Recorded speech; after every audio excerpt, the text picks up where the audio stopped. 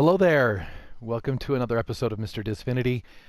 It's good to be with you. I'm happy to be here, and I'm grateful for the feedback that I received on my first two videos, the Helicarrier, as well as Lothal, the Star Wars one. If you haven't seen those, feel free to go back and look at those. And we're gonna begin here. This is uh, the my idea of a toy box that when I saw the movie Shang-Chi a couple of years back, I was really excited to attempt this build. And I've looked at a lot of different photographs, mostly two, and I'll show you the angles that those photographs were taken from when we do an aerial tour. I'm actually going to do that using the helicopter, I think, and you'll be able to know kind of where those were taken from. Those screenshots you can Google. I would like to be able to add them in here. I'm not really good at the video editing portion, and wouldn't be able to just say, oh, well, and here it is. Hopefully, maybe I could put a little pause right here to, if I am able to get those edited in to where we could do that, it would be at this point right here.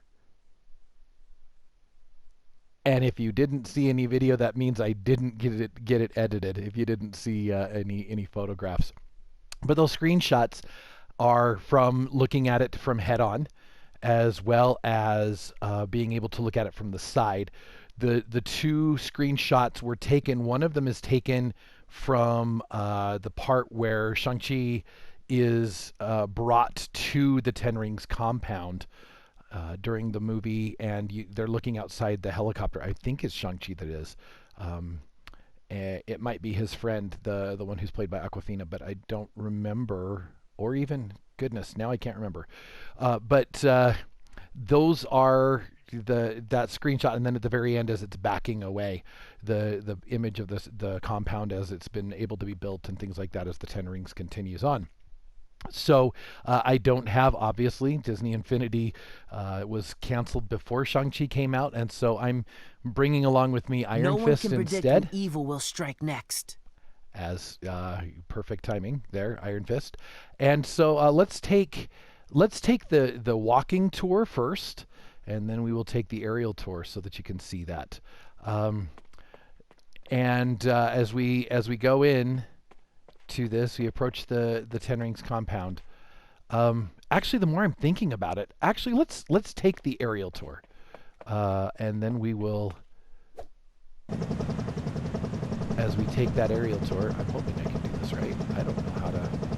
I just realized I don't know vertical on this. Ooh, that is not what I wanted to do.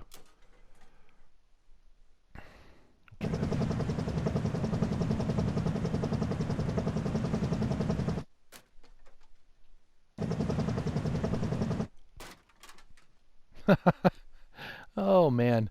Um,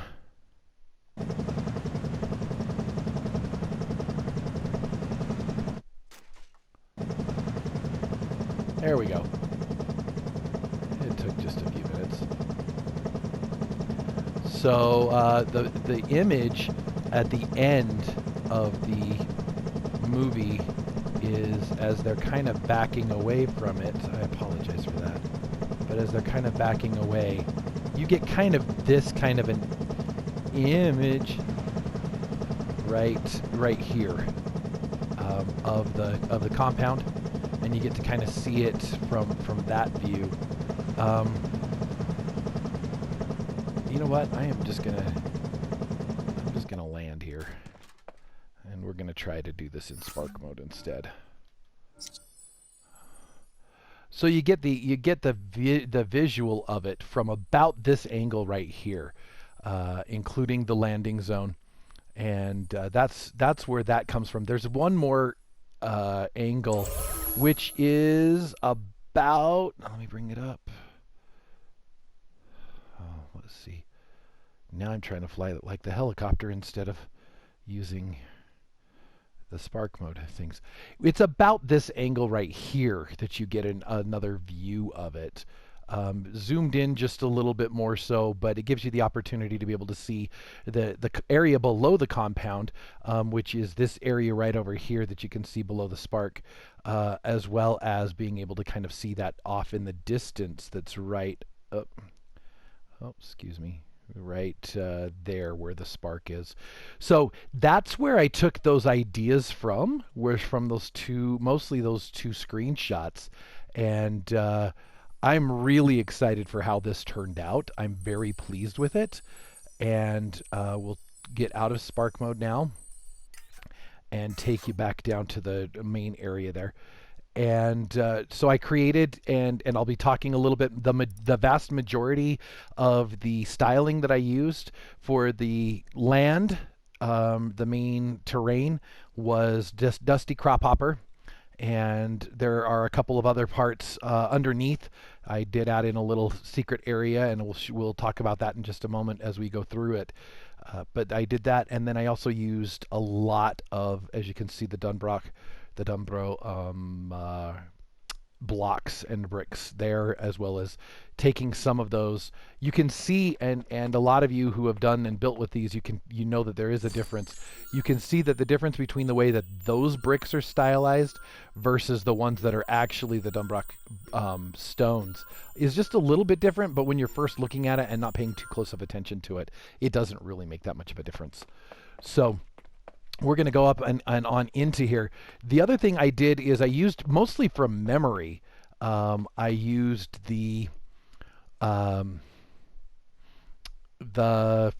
that's where I took this back area that we're going to go into. As we go on to into here, I want to just kind of point out one thing: the way that those stairs were put together. This I give 100% credit to that brown bat for his instructional videos on that. You can see this is literally it's the arch way that is done. It's the arch block. And if you haven't seen the way to be able to take regular steps, regular blocks, and put them on the inside into archways, you need to check out his Jabba the Hutt build. But I can give you just a little bit. It's what I call the Undertaker hack, or the Undertaker glitch. The way that you do that is going into, I can show you just a little bit. You go into your buildings drawer. And once you go into the buildings drawer, you go over to the Colby set, and you put down, we're going to move it over here outside just so you can see it. You put down the Undertaker set, or Undertaker building, a couple of different times. And once you put those down, you just undo it. And what that then allows you to do is it allows you to put in, and I don't remember which order, bear with me for just a moment. You have to do it in the exact area where it had been. It allows you to take something like the arch, and you can put stairs immediately into those. It is a wonderful hack, and I'm so very grateful that brown bat showed that to us.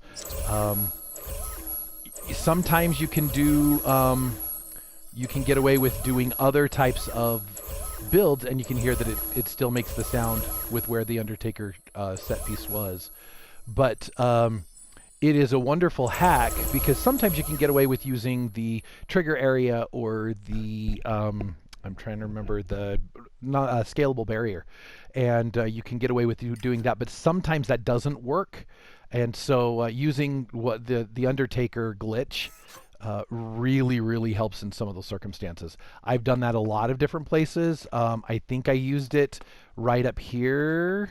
I may have used the scalable block, but I did it there to make those archways right here a little bit shorter, and it really does kind of help just add a little bit of flair and a little bit of more things that you can do with the toy box, and I really love that. You can see I used to give it a little bit different feel with the railings. I'm using the kiln railings I went back and forth on it, trying to decide which railings I wanted to use, and just kind of landed on that the kiln would be my favorite one to use for it. Um, you can do any type of railing. You can use the city railing if you want. Um, so this again, this is where we came in, just to help you understand or reorient. Right here, I just kind of created just some spaces that you can go under, um, adding a few other pieces. One of the things I noticed in watching Shang-Chi is that the compound, and this is, remember, is where Shang-Chi grew up, um, and or where his mother, when he saw his mother killed, and everything like that. Inside that compound area, there's a lot of wood, and I like using a lot of different wood. This is the wood plank. Down here, that's on the floor. Right up here is simulated wood, is what it's called. It gives a little bit darker one with some nice texturing, and then there's also the, I think it's wood one, is this one right here, or wood two. It gives more of a red feel, and then you have that brownish wood that's right there. So it's really nice to be able to have all of those. One of the other things that I liked to do, I just inserted just one piece, one and a half pieces, I guess, of the um, King Louis. That kind of gave it the idea of that bas relief that was the bas relief that was on the in the compound when there's that one scene right in this area where Iron Fist is standing, where you saw all of the different 3D imagery of stuff that was coming about and everything. So I liked that, and that made just for a nice little touch of just texturing those few pieces right there to invoke that. That was the only real thing you could use. Maybe if you have the one from Through the Looking Glass, you could possibly use that one as well. But I just liked the texturing of that one. So over here, same type of a thing on this side, and we'll do another aerial view one more time after having this tour. I did create a stairway. I took two spiral staircases and put them together so that you can, oh, excuse me, so that you can go upstairs. I just tried to figure, based off of the picture that I had of the compound, I guess there's three spiral staircases of the compound, what would go up here. And so again, I did it a lot in a lot of wood, and just kind of created I created this balcony, again, using the imagery, using the picturing. I used the balcony up here and created a nice little balcony. Like I did with the helicarrier, instead of using the metal barrier blocks or barrier pieces, I styled them to have the castle one, which actually creates the rope. It does give a nice softer feel to it instead of extreme technology. Inside here, you can see with the railings, I used the Asgard railings instead of the kiln ones, just to give it that inside feel, a little bit more ornate on the inside. But outside, went back to the kiln. This is the courtyard. Over there, we're going to walk back down the stairs and go over towards where the courtyard is. I did create just a small little space. Got to go around here. A small little space down in here that if you wanted to, I just decided, I have plenty of space. I just decided, with as tight as some of these spaces were, I did the exact same thing on this side. I didn't want to at that moment move anything into there, but I have thought about moving like furniture, something like that, pulling it in from the, and then there's a small little balcony right there, pulling it in from, I don't know how to get to that balcony. I know that there's a way. Huh. Oh, is that from... I'm sorry. I should have shown that a little bit more. Yeah, that balcony is created right... Nope, it's not. Maybe I didn't create a way to get to that balcony. Huh. Anyway, but now I'm confusing myself. And I was mid-sentence and don't remember what I said.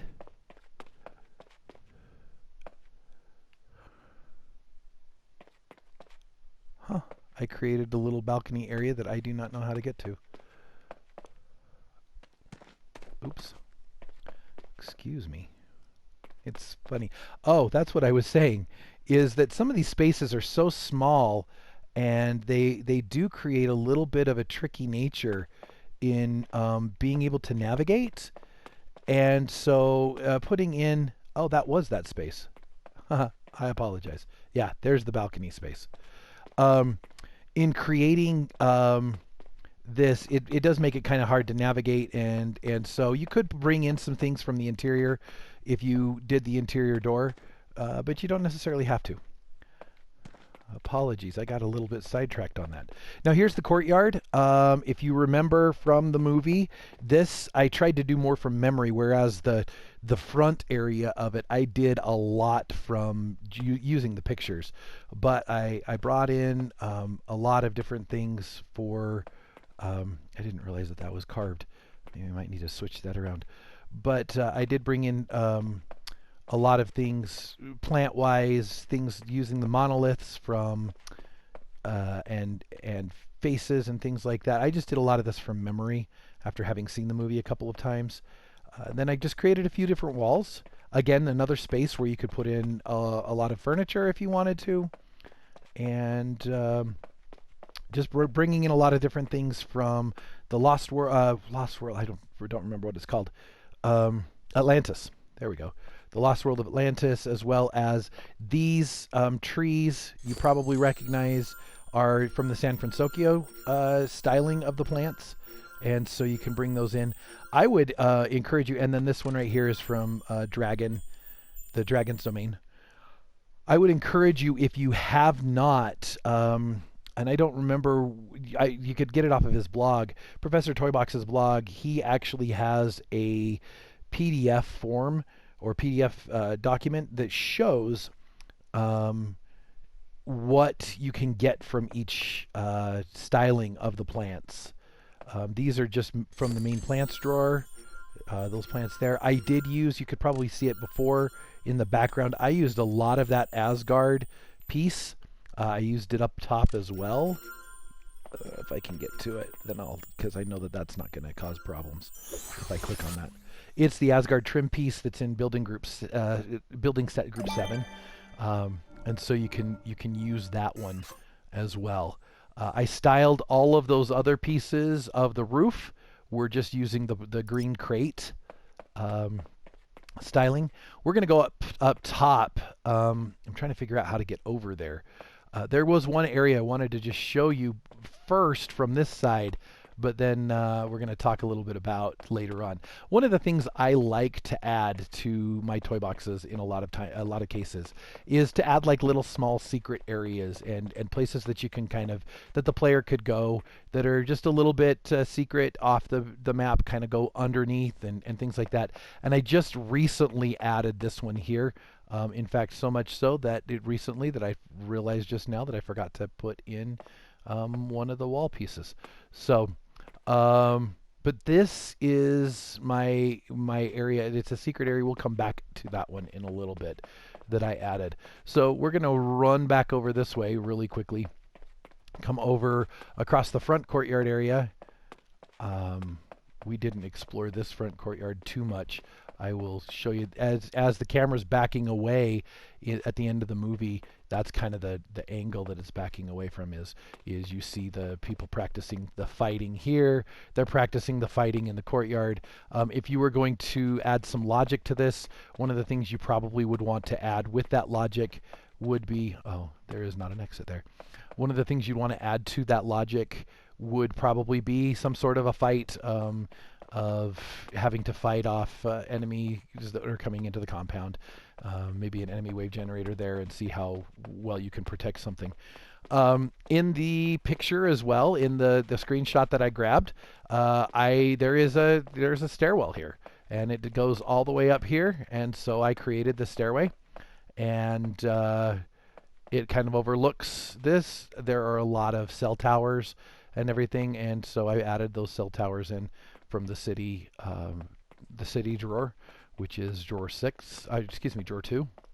And I ran across this way. I used let's see if I can highlight them. I'm going to have to, no, I'm not going to be able to. Those are pipes that I put on there. Right there that I highlighted. You can change them. This long pipe climb. You can style them for any color. I think there's a green, a blue, and a gray. I used the gray styling, and it really created a nice feel, a nice look for this overhang that's right here. There's a lot of mountainous area. I did that, and then I did what I could to add a few trees from Dumbrock, as well as the styling from the Dragon's Domain. I added one more little secret area, and we will come out this way over here once we get back down. These are not just connected to each other, this part down below as well as this part up here. They're actually connected to a much more complex network of things underneath. So that's pretty much the exterior of this. Now we're going to go down below. There are two different areas down below that I've created. I've created a walkway, a walk space that you can go through, as well as creating a drivable space. If you remember, there was that car chase that happened in Shang-Chi, and I wanted to be able to add that in there. I didn't want to just kind of leave that alone, and so we'll go to the car chase area in just a second. It's not extremely navigable. You can't race in it, but it's nice just to be able to drive a vehicle down through it. So going down into the catacombs area, I do have two different spaces to go. You can go down that hallway there, or you can go down this one. This takes you down over by the car area, the car tunnel, after you go through just a little bit. And then I created and took a little bit of a bridge over. This is where the car tunnel comes through. And then this area right here, you can kind of still see the car tunnel area. And then over this way, I added in just a quick step to be able to go down and then back up again. There are a couple of gaps that are there. This comes back around. That's one of the areas that was the direction that the other part came from, was from this way. And I hope I'm not getting anybody lost. I probably am. The problem was I actually added this on after the fact. This is taking us up to, yeah, you can see the wood back behind. I added this on after the fact and thought, oh, it would be nice to add my little area. And again, this takes us up to the top. It just creates a couple of problems with it. It makes it fun for the player, but you do end up with a few gaps here and there. So depending on your tolerance for those gaps or filling in those gaps, this is the other part that goes up underneath and comes out inside the house that's inside the compound. So depending on your tolerance of those gaps, you can do that. But this, the other thing is, I've made this completely as an afterthought. It's not something you have to feel like you need to do to make the whole compound feel like it's doing whatever for you. And here's that last one. I'm going to go back through that way. And I also had to do it kind of adding it all the way around the edges. I ended up having like nudges, as Professor Toybox calls them, and apparently places where I've cut myself off and have dead ends. But I've added just a few different things. Oh, this is where I need to go. And it kind of made it fun going around. I don't know if I would do it again, but it did make it kind of a fun little thing for myself to be able to do. So pulling myself back up over to here, there's a little glitch there, and going that way. Just to save a little bit of time, I'm going to hop over and land by the truck and show you just a little bit of that drive of how it goes through. And I just kind of kept it this way, and I changed it, the terrain just a little bit as I went through to Calhoun's Command is what that terrain is, and just kind of a little bit of a windy road to be able to take it around. And then it's tough to get it up this slope though. Oh my goodness. Oh, we'll try that again.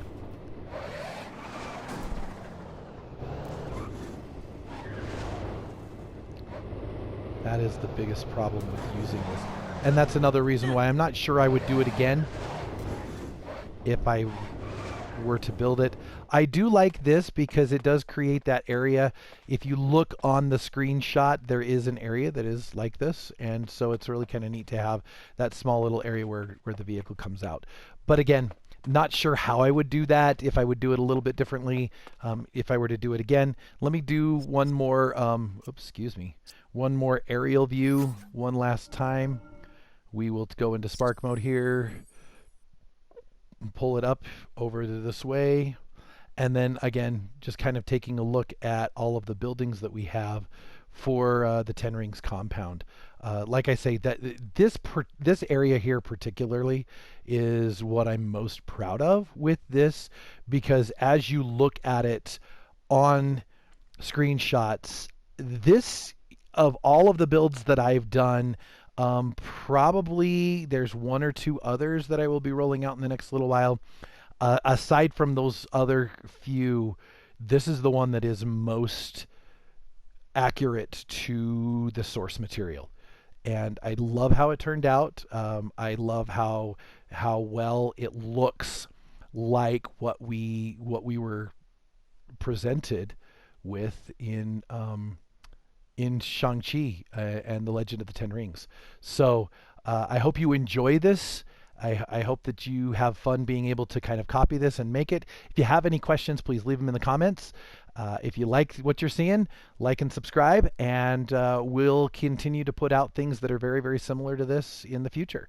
So have a great day, and we'll be talking to you again soon. Thank you.